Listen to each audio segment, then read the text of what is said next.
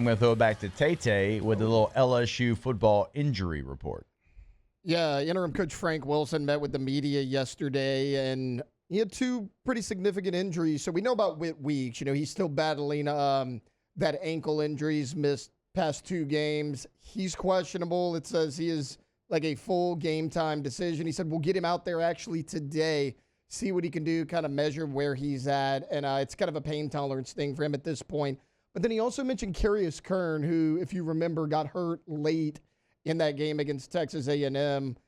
He said he's questionable as well. He did participate in a walkthrough that they did on Sunday. He said they're hopeful with him, but they are taking it day by day. Obviously, Curne, huge need right now with Tyree Adams still out. He suffered that ankle sprain against Vanderbilt. So if Curne's not in, he said it looks like DJ Chester left tackle, but they could move pieces around if they need to.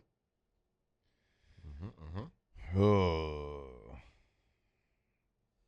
All right, so you got to play the hand you're dealt.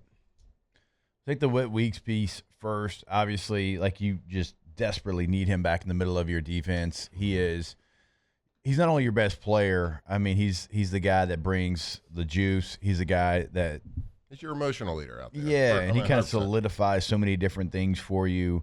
Make sure everybody's lined up with all those things. He's all those things. And, this was kind of his target date to try to get back. And so you hope that he's responding to the rehab. You hope that he's able to give you something. And if he's not, it's going to be tough. Mm-hmm. It is going to be tough.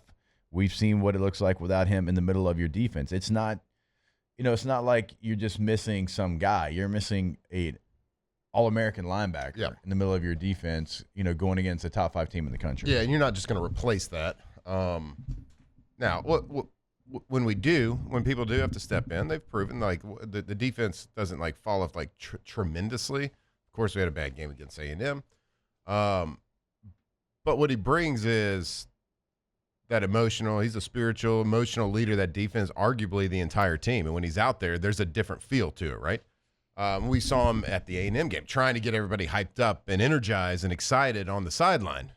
It just hits a little bit different when you got sweatpants on rather than football pads. You know what I mean? It doesn't hit the same, and it can't.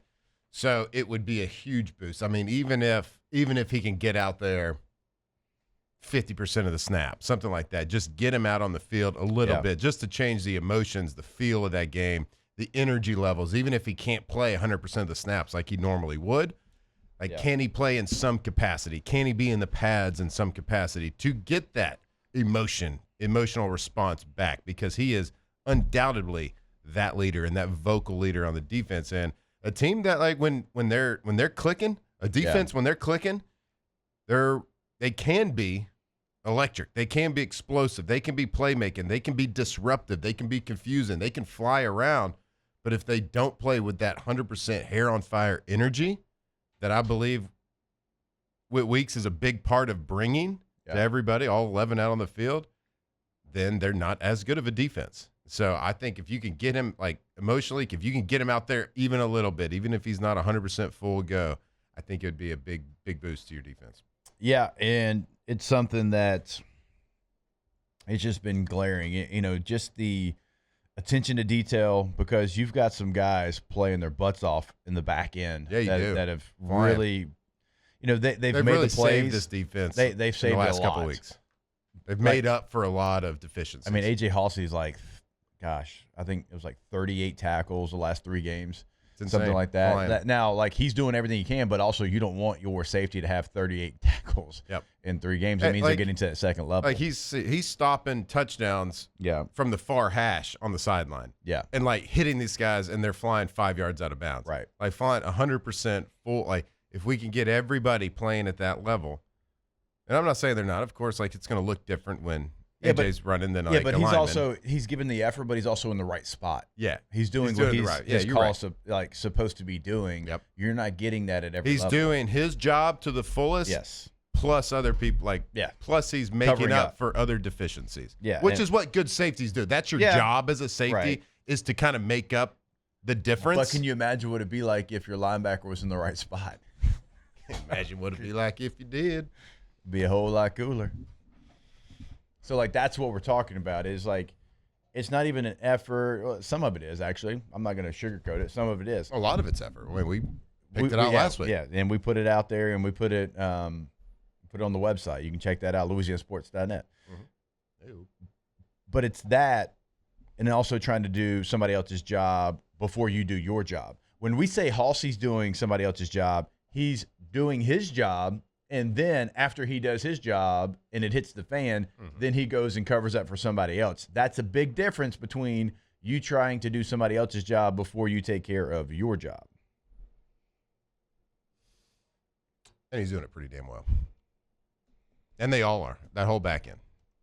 The whole back end of the secondary is doing a really good job. So I just think, if Whit Weeks comes back, I think you get a little bit of extra buzz, a little bit extra spark. Not that you really need it. You got the interim coach bump this week. You just got embarrassed at home. And we've been in that building. We have seen like the energy, and it seemed like there was a team that was together despite the outside crazy noise that has never been seen before, like the crazy noise outside of that building that happened last week. It seemed like there was calm waters within that building. Yeah. So not that they need a Whit Weeks to be out there to get their motors running at 100%, get their emotions high, because I think it's going to be to that level. But everybody can be like that at the beginning of the game. Yeah. It's with the Whit Weeks and the leaders and things like that. Those really come to shine in the second half when games are on the line. That initial emotional rush that you get at the beginning of the game, once that wears off, that adrenaline rush wears off, then you really get to see where this team is standing. So. All right, so for the offensive line portion of it, it's not great. It's not great. Now, Right. It wasn't It's okay. fantastic before. I'm not trying to be funny. Just they've struggled. It's been the unit that struggled probably more than any other on your team. Mm-hmm. And those injury updates don't sound great. Yep. You have got to find the 5 guys that just find a way to work. And you have to run the football, because how are you going to get an offensive lineman settled in an atmosphere like Alabama against a good team? Yep. It's running the football, getting them some confidence, allowing them to be aggressive and not passive. You have to try to establish a run. And now I do think with Frank Wilson as your head coach, it is going to be priority number one. Mm-hmm. But that's how you get a young player. Even for like a fullback. Like let's run giant power real quick before I've got to pass protect this 3-4 edge rusher. Yep. Let me pop the pads a little bit, and then let's go to that. So I understand that part of it. It has to be the thing that you get done. It has to be the thing that you do the best in this game against Alabama, I think, if you want to win, because that helps out a struggling offensive line, a offensive line that has not been together very often. You've got guys playing out of position. And although Alabama's defensive line is not what it once was, it's still certainly good enough to get after you and put your quarterback on the ground. Yeah, I was watching film yesterday, and we'll get into more film tomorrow and Thursday. We'll get into a lot of some of the film studies, some of the things we're seeing. But I watched yesterday. I watched the Tennessee game, and and let me tell you, a lot of good things from Alabama. A lot of really good things. I watched their defense. I don't think they're great at any one thing. I think they're just good, solid, sound defense from top to bottom at all 3 levels. They don't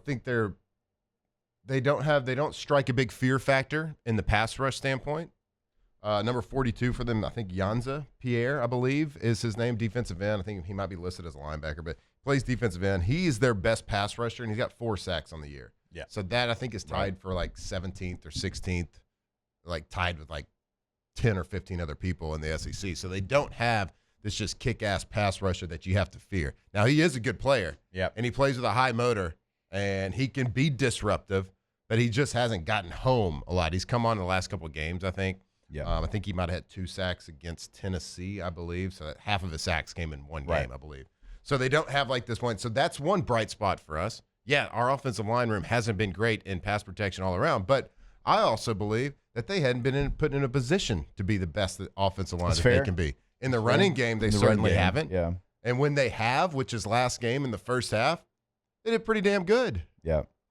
Harlan Berry averaged 7 yards a run in the first half. and got 1 carry in the second half. He did too well in the first half. They were like, we can't do more of that. You know what they call that? You got to go away from that. They call that a fireable offense. Touche. So, like, I don't believe of course, there's been some normal pass protections where things are broken down, and that's fine. That happens everywhere. You see it at every level of football. But you also see teams in the NFL and college that have to play true freshman tackles, and they have to move things around. Do you think we're the first team to ever have an offensive line injury? Right. No, we're not. People plug it in, and they find ways to game plan around it. They find ways to create play calls around it. A whole team comes together and doesn't make little mistakes to put you behind the sticks. Yeah. There's ways to make up for it. And so I get it. The offensive line hasn't been great. But I do not believe they've been put in position to be great yet or to even be good. Yep. So if we can do that, that's a big if, capital IF. I get it. Like, it's a big if. If we can do that, if you can put them in position, which we've seen periods of time where they've been good at run blocking. But it's hard to be good at run blocking when you got a pass set because you might throw an RPO behind it. Yeah. Hard to be good, right? Now, we've seen no If hitters. I had to do that, it'd be very difficult for me because I needed every ounce of momentum going forward that I possibly could have. Yep. And you got to make up, and the other guys around you have to make up for. Yeah, we've seen tackles throw no-hitters on defensive ends. We've seen guards lunge too far and throw a no-hitter on a defensive tackle. I got it. Yeah. You see that, and every single team does that every single game. Yeah. Look at the NFL. You got Pro Bowl tackles that throw no-hitters. But other guys make up for it, right? Yeah. The quarterback sees it, gets rid of the ball, throws it away. Scrambles, gets out of the pocket. Like, you see it all the time. Like, how many times did I have offensive linemen come up to Aaron Rodgers after game and like, thank the Lord. Thank you for getting it out or scrambling because, like, I threw up, like, that was terrible. That was my worst game I ever played, but I didn't give up a sack. You know what I mean? Right. That type of situation. There's ways to make up for it, okay? I'm just telling you, they haven't been put in a position, so I believe that you can do it. This offensive line can do it. They can do enough to beat Alabama. Yeah. I just don't. Nothing in Alabama's defense strikes fear in my heart. As you were saying that, I was sitting there thinking, does it count as giving up a sack if you're kind of the one that sacks the quarterback? Do you get a sack? Yeah, do I get a sack? Because I gave up one in the NFL, and it was really Tamba Ali. No, it's crazy. My cleats turned into Heelys all of a sudden. That's the weirdest thing. I sacked Phillip. The turf. It was grass. Bad grass, though. Yeah, I should know if I do. I get a half a sack at least. How's that work? Yeah, but I agree with everything you said. You got to put them in better position.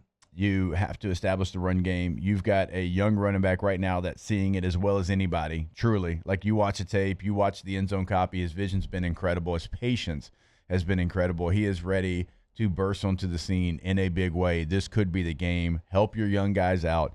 And I'm not just saying just like old school lineup, hit your head against a brick wall type run stuff. Be creative in the run game.